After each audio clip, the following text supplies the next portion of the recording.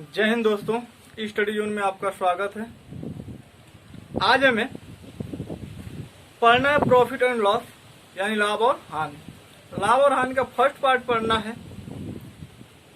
और यदि आप लोगों को वीडियो अच्छा लगे तो वीडियो को पूरा देखने के लिए यानी हर वीडियो को देखने के लिए आप लोग लाइक और सब्सक्राइब जरूर करें। सब्सक्राइब करने के बाद वहां पे एक बेल आइकन आएगा यानी घंटी आएगी, वो घंटी के ऊपर वाले बटन को आप लोग क्लिक कर देंगे। ठीक है, तो आप लोगों का जो भी वीडियो अपलोड होगा नोटिफिकेशन आप लोगों के पास तक पहुंच जाएगा। अब स्टार्ट करते हैं प्रॉफिट एंड लॉस। अब इसमें सबसे पहले हम बेसिक देखेंगे कि प्रॉफिट क्या होता है, इसके बाद हम देखेंगे लॉस क्या होता है यानी लाभ क्या होता है और हानि क्या होता है। ठीक है, देख लेते हैं। देखिए, सबसे पहले हम देखेंगे कि लाभ क्या होता है। क्या देखेंगे? लाभ। अब लाभ होता क्या है? लाभ होता क्या है? यदि कोई दुकानदार किसी वस्तु को कम पैसे में खरीद कर और अधिक पैसा में बेचे तो वही तब क्या होता है? लाभ होता है। यानी कि किसी वस्तु का क्रय मूल्य विक्रय मूल्य से कम हो, किसी वस्तु का क्रय मूल्य विक्रय मूल्य से कम हो, उस स्थिति में क्या होता है? लाभ होता है। ठीक है, यानी कि लाभ का फार्मूला यहीं से निकल कर आ जाता है कि लाभ बराबर होता है कि विक्रय मूल्य माइनस क्रय मूल्य। ठीक है, यानी यहीं से आपको निकल कर आ गया कि लाभ बराबर होता है विक्रय मूल्य माइनस क्रय मूल्य। अब हम देखेंगे कि विक्रय मूल्य माइनस क्रय मूल्य क्यों होता है, क्योंकि अभी हम बताए हैं कि लाभ कब होता है? जब विक्रय मूल्य अधिक होता है और क्रय मूल्य कम होता है। क्लियर? अब इसके बाद हम देखेंगे कि हानि क्या होता है यानी लॉस क्या होता है। तो देख लेते हैं। यानी हानि क्या देखेंगे? हानि। अब देखिए, इसका ठीक अपोजिट यानी विपरीत होता है हानि। यदि किसी वस्तु का क्रय मूल्य विक्रय मूल्य से अधिक हो, उस स्थिति में क्या होता है? हानि होता है। क्या बोले हैं? यदि किसी वस्तु का क्रय मूल्य विक्रय मूल्य से अधिक हो और विक्रय मूल्य क्या हो? क्रय मूल्य से कम हो, तो इसका फार्मूला हो जाएगा कि क्रय मूल्य माइनस विक्रय मूल्य, ये हो जाएगा हानि का फार्मूला। ठीक है, ये फार्मूला क्या हो जाएगा? क्रय मूल्य माइनस विक्रय मूल्य। क्लियर? ये तो आप लोगों को समझ में आ गया होगा कि हानि क्या होता है और लाभ क्या होता है। अब जो है कि इसी पर एक क्वेश्चन देख लेते हैं, हानि और लाभ पे देख लेते हैं क्वेश्चन। मान लीजिए क्वेश्चन दिया है कि एक वस्तु का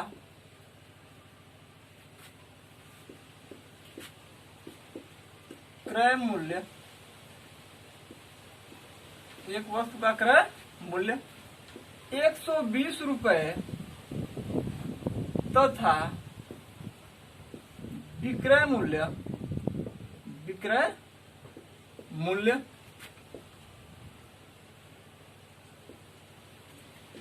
125 रुपया है, तो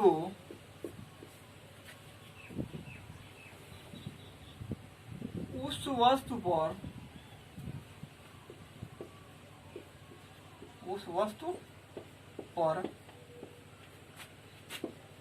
लाभ होगा या हानि होगा। यानी क्वेश्चन क्या दिया है कि एक वस्तु का क्रय मूल्य 120 रुपए तथा विक्रय मूल्य 125 रुपया है, तो उस वस्तु पर लाभ होगा या हानि होगा। इसमें सबसे पहले हम देखेंगे कि दिया क्या है। अभी हम बताएं कि लाभ किस स्थिति में होता है?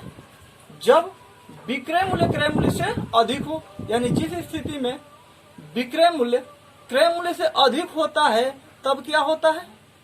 लाभ होता है। तो यहाँ पे हम देख लेते हैं कि क्रय मूल्य कितना है 120 रुपए, लेकिन विक्रय मूल्य कितना है 125 रुपए। इसमें हम देख रहे हैं कि विक्रय मूल्य क्या है, अधिक है, और जब विक्रय मूल्य अधिक होगा तो क्या होगा, लाभ होगा। तो यहाँ पे लाभ होगा, और लाभ बराबर क्या हो जाएगा, विक्रय मूल्य माइनस क्रय मूल्य। क्या होता है, विक्रय मूल्य माइनस क्रय मूल्य, यही होता है। अब देख लेते हैं विक्रय मूल्य इसमें कितना है 125 रुपया, कितना है 125 रुपए। क्रय मूल्य कितना है 120 रुपए। अब देखते हैं 5 में से हम 0 घटाएंगे, कितना होगा 5 हो जाएगा। 2 में से 2 घटाएंगे 0, फिर 1 में से 1 को घटाएंगे 0, यानी लाभ कितने का हुआ, यानी 5 रुपए का क्या हुआ, लाभ हो गया। लाभ कितने का हुआ, 5 रुपए का लाभ हुआ। उम्मीद है कि ये क्वेश्चन आप लोगों को समझ में आ गया होगा।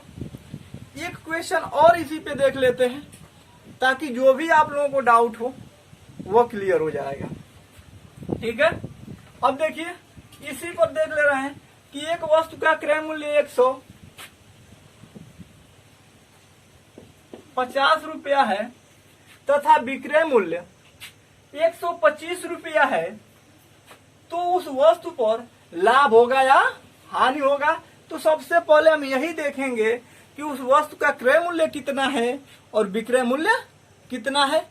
यदि मान लीजिए कि क्रय मूल्य विक्रय मूल्य से कम हो, उस स्थिति में क्या होगा, लाभ होगा, और यदि क्रय मूल्य विक्रय मूल्य से अधिक हो, उस स्थिति में क्या होगा, हानि होगा। क्लियर है। अब देखिए, अब यहाँ पे हम देख रहे हैं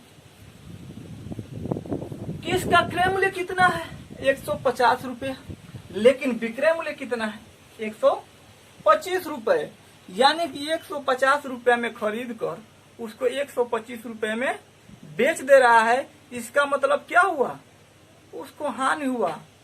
अब ये देखेंगे कितने का हानि हुआ, तो देख लेते हैं। अब ये तो क्लियर हो गया कि हानि हुआ, इसमें कोई तो प्रॉब्लम होगा नहीं। अब देख लेते हैं कि हानि बराबर क्या होता है कि क्रय मूल्य माइनस होता है विक्रय मूल्य। हानि बराबर होता है क्रय मूल्य माइनस विक्रय मूल्य। अब देखते हैं क्रय मूल्य इसमें कितना है 150 रुपए, 150 रुपया हो गया। विक्रय मूल्य कितना है 125 रुपया। क्लियर। अब देखते हैं यहाँ से 0 में से हम 5 को घटाएंगे तो 5 तो घटेगा नहीं। इसके लिए हम क्या करेंगे, इससे कैरी लेंगे यानी हासिल लेंगे। इसे हासिल लेंगे, कितना हो जाएगा 10, और 10 में से 5 को घटाएंगे तो कितना हो जाएगा 5। ठीक है। यहाँ पे कितना बचा, एक तो इसको दे दिया, बचा कितना 4, और 4 में से 2 घटेगा तो 2, यहाँ पे 1 में से 1 घटेगा 0, यानी हानि कितने का हुआ 25 रुपए का हानि हो गया। यदि किसी वस्तु का क्रय मूल्य 150 रुपया तथा विक्रय मूल्य 125 रुपया हो, उस स्थिति में हानि होगी, और हानि कितने की होगी, तो 25 रुपए की हानि होगी। उम्मीद है कि ये भी क्वेश्चन आप लोगों को समझ में आ गया होगा। अब जो है कि अगला क्वेश्चन हम देखते हैं। अगला टाइप देख लीजिए कि कैसा क्वेश्चन आ सकता है। ठीक है।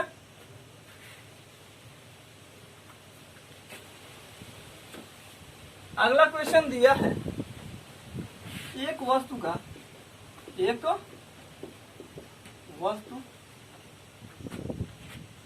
के क्रय मूल्य तथा विक्रय मूल्य का अनुपात, विक्रय मूल्य का अनुपात 4:5 है। क्या है, 4:5 है। यदि उस वस्तु पर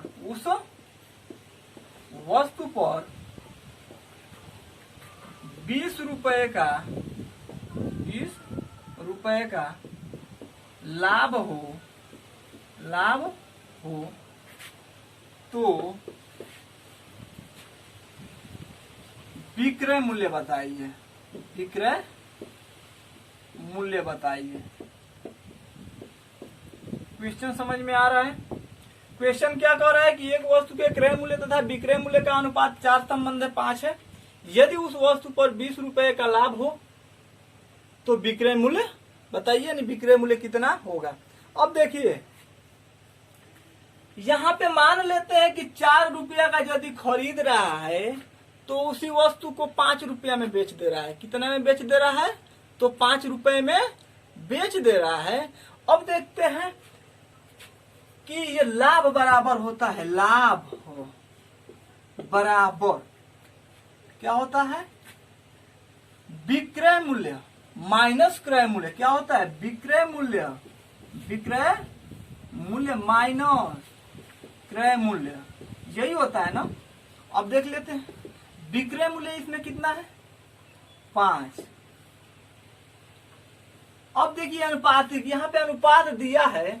यदि अनुपात दिया है तो अनुपातिक गुणांक को हम x मान लें या न माने, उसमें कोई परिवर्तन नहीं होगा। अब दोनों स्थिति में आप लोग देख लीजिए कि क्या होगा। यदि यहाँ पे हम अनुपातिक गुणांक x मान लेते हैं तो विक्रय मूल्य हो जाएगा 5x और क्रय मूल्य हो जाएगा 4x। क्लियर है? अब लाभ कितने का हुआ?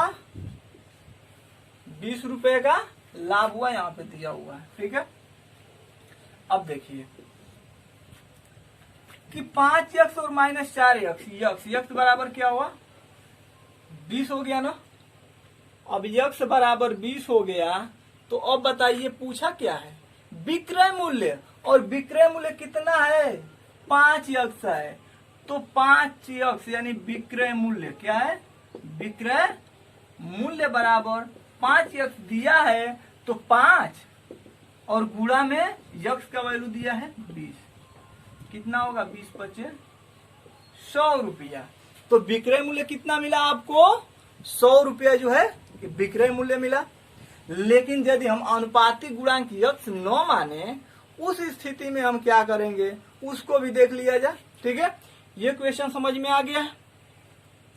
अब देख लेते हैं कि यदि मान लेते हैं कि इसका अनुपातिक गुणांक हम यक्स न माने, ठीक है, तब देखिए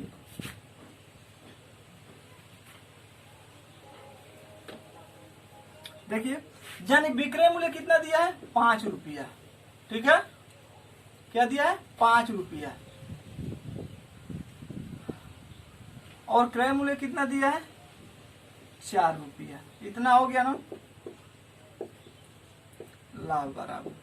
लाभ बराबर 4, 5 - 4 कितना हो जाएगा? 1। यहाँ पे तो दिख रहा है कि 1 रुपये का क्या हुआ? लाभ हुआ। लेकिन 1 रुपया का लाभ भले दिख रहा है, लेकिन 1 रुपया का लाभ हुआ नहीं। कितने का लाभ हुआ? 20 रुपये का लाभ हुआ। कितने का लाभ हुआ? 20 रुपये का लाभ हुआ। तो 1 बराबर 20, 1 बराबर 20, तो कितने रुपए में बेच रहा है? 5 रुपए में ना। तो 5 बराबर 5 × 20 कितना हो जाएगा? 100 रुपया। कितना आ गया? 100 रुपये के बराबर आ गया ना। ठीक है, ये क्वेश्चन उम्मीद है कि समझ में आ गया होगा। ठीक।